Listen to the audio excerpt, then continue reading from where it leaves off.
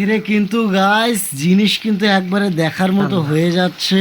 এখানে কিন্তু আমরা কাটাকাটি ওরে বাপ রে আল্লাহ মাগফিরলি তাও মনে হয় কাটা গেছে নাই যে আল্লাহর রহমত। আপনাদের বলকের চক্করে শালা এখনো পাকাটা যায়। এই বটি শালা যা অতি যা শালা। আসসালামু আলাইকুম এভরিথিং জোন থেকে আপনাদের স্বাগতম। এভরিথিং মানে অলওয়েজ সবকিছু। আজকে কি থাকবে জানেন? আরে বা যাওয়ার দাস রমজান মাস, রমজান মোবারক সবাইকে।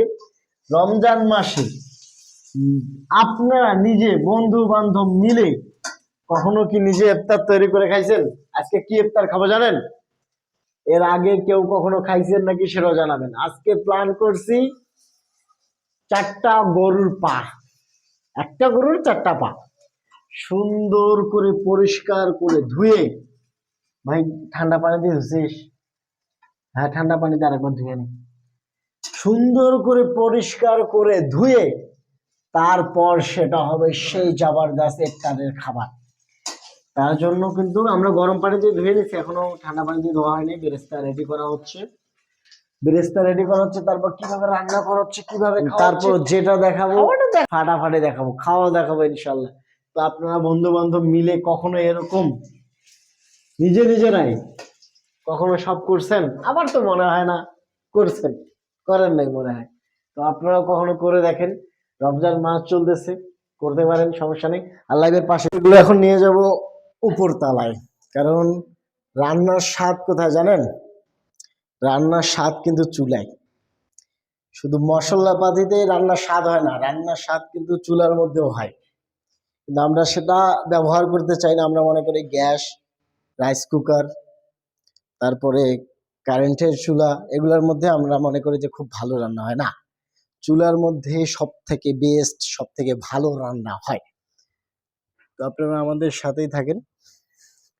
এটা ছাদের উপর, আর ছাদের উপরে আমাদের চুলা আছে, আর এখানে হবে রান্না। এখানে কিন্তু আমরা কাটাকাটি ওরে বাপ রে আল্লাহ মাগফিরলি তাও মনে হয় কাটা গেছে নাই যে আল্লাহর রহমত। আপনাদের বলকের চক্করে শালা এখনো পাকাটা যাইতো। চিন্তা করে দেখেন, ইউটিউব তো শালা 10টা ভিউ দেয় না, আর সাবস্ক্রাইব তো শালা একজনও করে না। আপনাদের সাবস্ক্রাইব করতে টাকা লাগে, রিকোয়েস্ট করলে সাবস্ক্রাইব করেন না। প্লিজ গাইস সাবস্ক্রাইব করেন না। এখনো পাকাটা যাইতো জানেন? এই যে বটির মধ্যে পা দিয়ে দিছি, শালা আন্ধা ব্লগার। নিজের বদনাম করতেছি যে ব্লগের মধ্যে শালা এত ঢুকে গেছি যে শালা কি বলবো, আর বলার কিছু নেই। এখনো জানেন টেনশনে আছি। আল্লাহ সুবহানাহু ওয়া তাআলা বাঁচাইছে, আলহামদুলিল্লাহ, আল্লাহর রহমতে বাসি। তো এই চুলার মধ্যে রান্না হবে সেই নেহরি। তো পাশে থাকেন, বিস্তারিত আরো দেখাবো ইনশাল্লাহ। আপনারা হয়তো বিশ্বাস করবেন না, আজকে যে মাথার ব্যথায় কিছু ভালো লাগতেছে না। বুঝছেন কি কম, আর রোজা আছি যে মাথার ব্যথার ওষুধ খাইলেও লাভ নাই। রোজা আছি দেখে আল্লাহর রহমতে কম আছে, কিন্তু বেশি হইতো আরো। তো আপনারা দেখতেই থাকেন আজকে আমাদের বয় রেসিপি কেমন হয়। মাশাআল্লাহ গাইস, আজকে হবে। আপনারা কোনোদিন এরকম 2 বন্ধু মিলে পিকনিক করছেন? আমার তো মনে হয় না করছেন। না করে থাকলে এখনই করে নেন, মিস করবেন।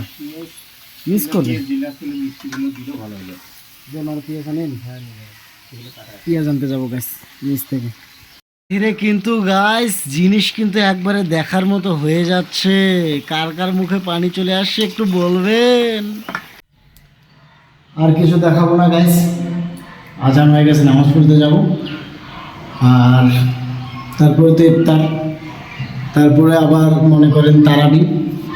তো আর কিছু দেখাচ্ছি না, দোয়া করবেন আর প্লিজ রিকোয়েস্ট সাবস্ক্রাইব করে যাবেন। আগামীতে ইনশাআল্লাহ আরও ভালো ভিডিও আপলোড করব, প্লিজ সাবস্ক্রাইব করে দেবেন।